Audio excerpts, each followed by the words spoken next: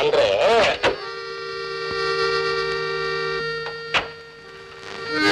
ಇಳಿಯ ಕೆಳಗೆ. ಎಂದು ಇನ್ನೊತ್ತು ಗಿಳಿಯ ಗಿಳಿಯ ಅಂತೀರಿ? ಇನ್ನೇನ್ ಅನ್ಬೇಕೆ ನಿನ್ನ?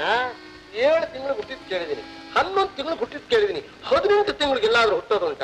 ಇದು ಯಾವ ಗರ್ಭ? ಗಜಗರ್ಭ. ಇದನ್ನು ಮಾತ್ರ ನಾನು ಕೇಳಿ. ಯಾಕ್ರಪ್ಪ ಕೇಳಿಲ್ಲ? ನನಗೆ 18 ತಿಂಗಳು ವಂಶ ಪುರುಷನೇ ಹುಟ್ಟೋದು. ಮಹಾಭಾರತ ಕೇಳಿಲ್ಲೇನು? ಅಭಿಮನ್ಯು ಸುಭದ್ರ ಹೊಟ್ಟೆ ಒಳಗಿದ್ದಾಗಲೇ ಚಕ್ರವ್ಯೂಹ ರಚನೆ ಕಲ್ತನಂತೆ. ಹಾಗೆ ನನ್ನ ಮಗನು ಕಲಿತಾನೆ ಸ್ಟೈರಿಂಗ್ ವೀಲ್ ರಚನೆನ. ನಿನ್ನ ಹೊಟ್ಟೆ ಒಳಗಿರೋದು ಅಭಿಮನ್ಯು ಅಲ್ಲ, ನಮ್ಮ ದೇಶದ ಅಲ್ಲವೇ ಅಲ್ಲ. ಇವನ್ ಯಾರು ಗೊತ್ತೋ? ಜಪಾನ್ ದೇಶ ಸೋನಿ ಟ್ರಾನ್ಸಿಸ್ಟರ್. ಏನ್ ಹೇ ನನ್ಗೆ ಅಷ್ಟು ಪೆತ್ತ ಅಂತ ತಿಳ್ಕೊಂಡ? ಈಗ ನೀನು ಒಪ್ಕೋತಿಲ್ಲ, ಪೊಲೀಸ್ ಸ್ಟೇಷನ್ ಕರ್ಕೊಂಡು ಹೋಗೋ. ಬೇಡಪ್ಪ ಬೇಡಿ, ನಾನೆಲ್ಲ ಒಪ್ಕೊಂಡ್ಬಿಡ್ತೀನಿ. ನೋಡ್ರಪ್ಪ, ನೀವು ಕಂಡ ಹಾಗೆ ನನ್ನ ಮನೆ ಇರೋದು ಮಲ್ಲೇಶ್ವರದಲ್ಲಿ, ಆಫೀಸ್ ಇರೋದು ಸಿಟಿ ಮಾರ್ಕೆಟ್ ಹತ್ರ.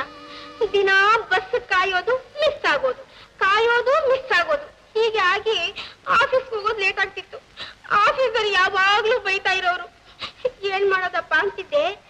ಒಂದಿನ ನಿಮ್ ಟ್ಯಾಕ್ಸಿ ಮೇಲೆ ಬರ್ದಿದೆಯಲ್ಲ, ಗರ್ಭಿಣಿ ಸ್ತ್ರೀಯರಿಗೆ ಉಚಿತ ಪ್ರಯಾಣ ಅಂತ, ಅದನ್ನು ಓದಿದೆ.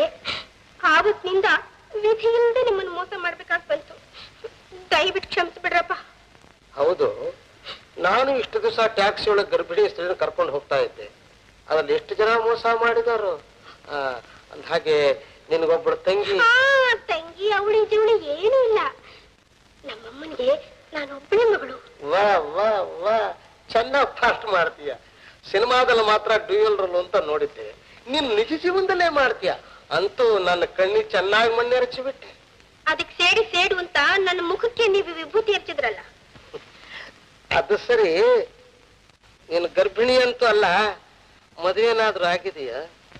ಇನ್ನೂ ಇಲ್ಲ, ಆದ್ರೆ ಮಾಡ್ಕೋಬೇಕು ಅಂತಿದ್ದೀನಿ. ಯಾರನ್ನ? ನಿಮ್ಮನ್ನೇ. ಅಲ್ಲ ಯಾಕೆ? ದಿನ ಆಫೀಸ್ ಹೋಗೋದಕ್ಕೆ ಬಿಟ್ಟಿ ಟ್ಯಾಕ್ಸಿ ಸಿಕ್ಕುತ್ತೆ ಅಂತಲ್ಲ? ಹಾಗಲ್ಲಪ್ಪ, ಅಲ್ರಿ, ನಾನು ನಿಮ್ಮನ್ನ ಮನಸಾರ ಪ್ರೇಮಿಸ್ತಿದ್ದೀನಿ. ಮನಸ್ಸಾರ? ನಿಜವಾಗ್ಲು? ಸತ್ಯವಾಗ್ಲು? ನಿಮ್ಮನೆಗೂ ನನ್ನಾಣೆಗೂ? ಮತ್ತು ನಿನ್ನ ರೊಟ್ಟಿ ಜಾರಿ ತರಗಿತ್ತು. ಅಲ್ಲಲ್ಲ, ಇಲ್ಲಿ ಪಕ್ಕದಲ್ಲಿ